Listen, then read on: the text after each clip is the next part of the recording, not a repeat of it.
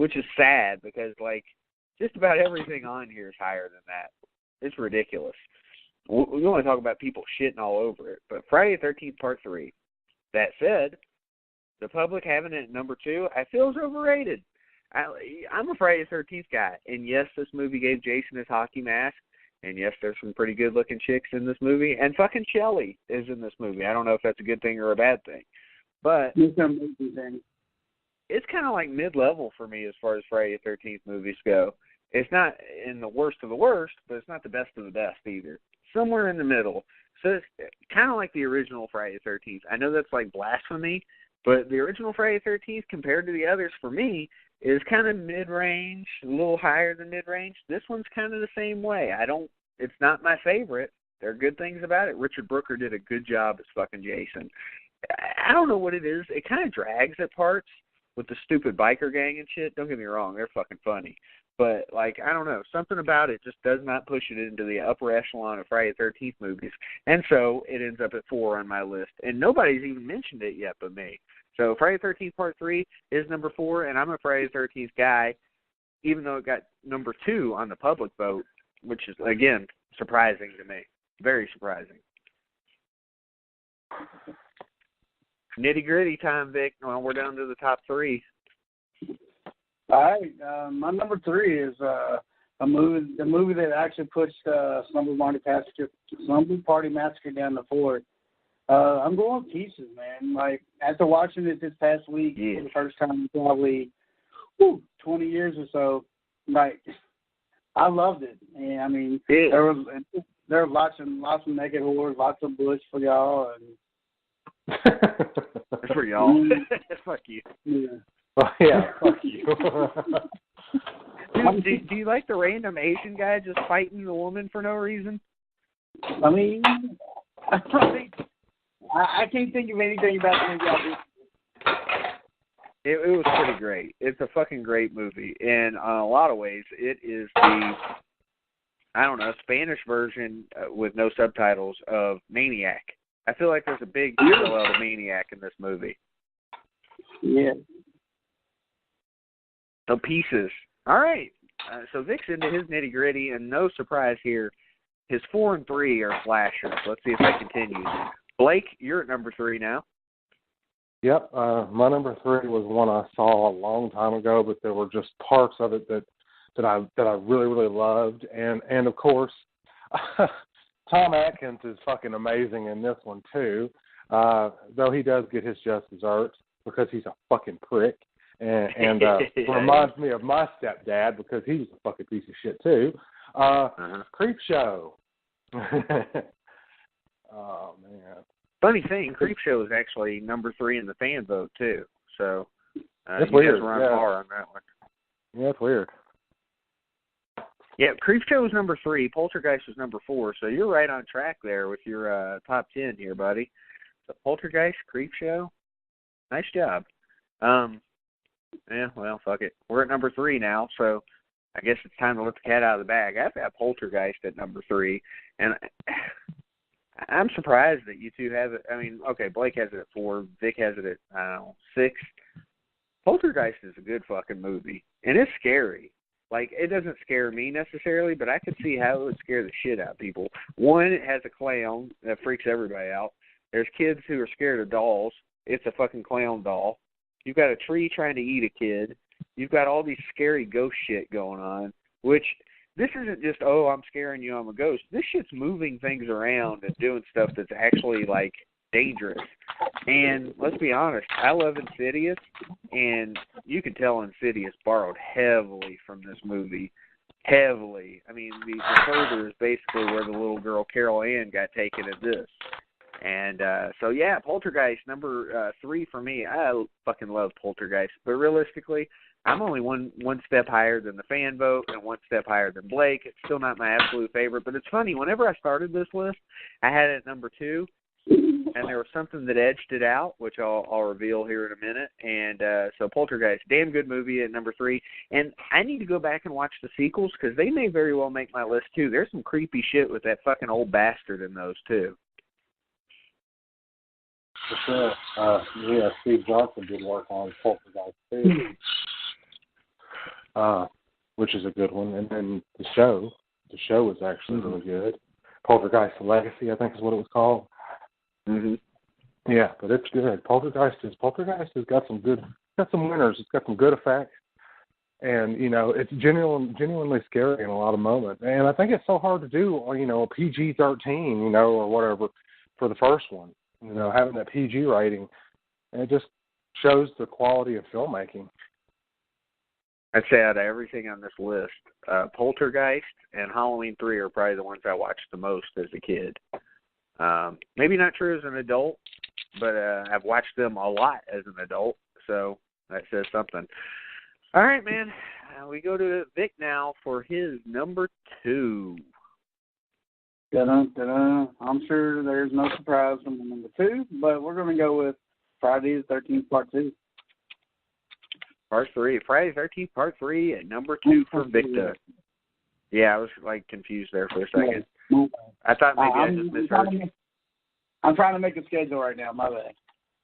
So look, you're on par with the public vote. All right, so since you just gave Friday the 13th Part 3 number 2 rating on your top 10, tell me why I'm wrong.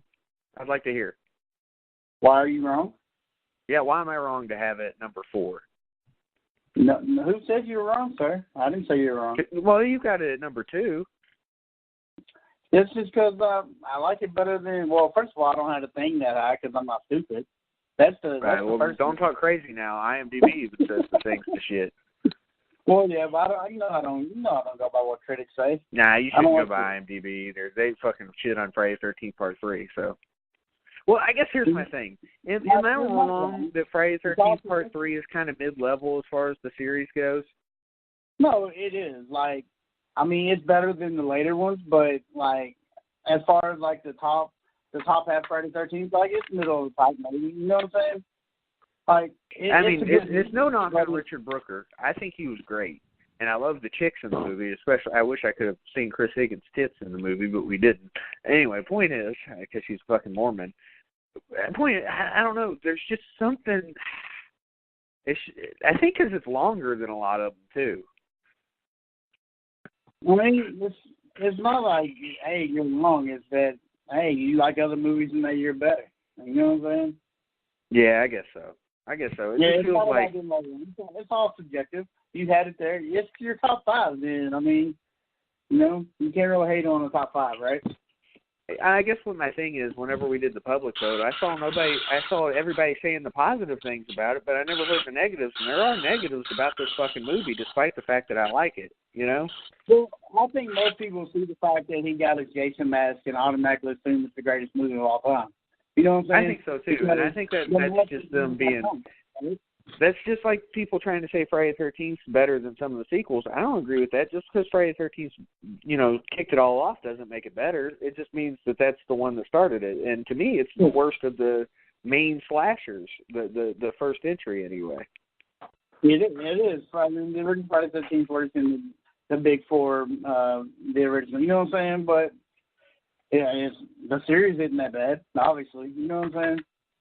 Yeah, to me, I think the series is the best out of all of them, but, I could hear arguments on either side. So, all right, Blake's up at number 2 now. I'm anxious to see Blake's number 2 and number 1, because it seems obvious, but maybe not. Blake throws us fucking curveballs sometimes. I don't think I'll curve you, but you can ask me the same question you asked Vic, because Friday the 13th Part 3 is my number 2. All right. And I'll give you positives and negatives for both. I'll give you both of them. So Vic is a Leatherface guy, but Jason says number 2. You're a Freddy guy, so I'm curious to hear your opinion on why Friday the 13th Part 3 is maybe a 2 on your list instead of a 4. And do you feel like it's middle of the pack for Friday the 13th series, or is it higher than that? Well, let me address the latter question first, because that's going to be a lot shorter of an answer. It is middle of the pack. I think that it pales in comparison to Friday the 13th Part 4, the final chapter. I think that one is probably one of the best in the series. I love Kane Hodder. Let's be honest. I love Kane Hodder. I do. I love him. But something about the way that Ted White portrays him, the way the makeup is, and just the general grisly nature of Part 4. Axel's death with the hacksaw. Enough said. Mm-hmm. You know, just on that sequence alone, if the rest of the movie would have had shitty kills, it would have been remembered for that first kill because it was that good. But as far as Friday the 13th Part 3, it's middle of the pack. I actually think it's a tad bit better than the original Friday the 13th, and that's for a couple different reasons, and then we'll go into that. As far as pluses, yes, yeah, he got his hockey mask, fine. But what got it for me was that it picked up directly where Part 2 left off. You see him kind of slink away, you know, with his little overalls and all that shit on, and then try to, you know, bring himself together. It shows more of a human side of Jason trying to, like, survive. And after this horrendous wound and stuff from the previous film. And then positives, Richard Brooker was amazing. May he rest in peace. He truly was an amazing Jason. I mean, his portrayal is, I mean, in the game, obviously, the Friday the 13th game, there's a huge nod to him there. There's a nod to all of them. But I think on the front of the box, I think the one that the stylized version they portray on the front is Richard Brooker's Jason. Just the way that he's posed and all that good stuff. But, yeah, so really good sex scene early on, and then immediately followed by a really horrendous bloody death. And then, of course, him being stuffed up into the rafters. I thought that was a cool-ass idea. So that was really fucking cool. You know, Shelley, I really liked him. I liked Chuck and Chili. I really, really liked Edna and her husband in the beginning, store owners. That fucking bitch. Yeah, that was, her death was amazing. It was warranted. I personally think she should have died first. Before Harold, she should have died. Yeah. But yeah, they're good characters, and all that good stuff.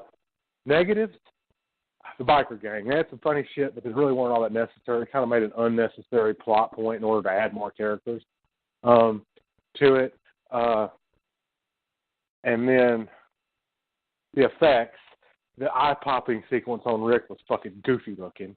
Oh my God! So since you mentioned it, I had been holding off on this, and now I want to get into it. Vic, I know, loves 3D movies. Do you guys think the 3D gimmick hurt or helped the movie?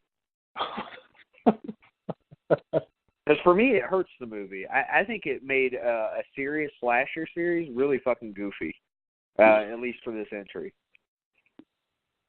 Well, Go ahead, Blake.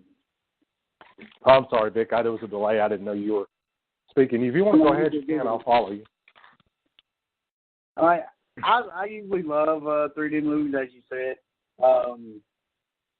Honestly, I mean, I couldn't really care less about it with the Friday 13th. Hell, I never even watched it in 3D until probably like 5 years ago or whatever.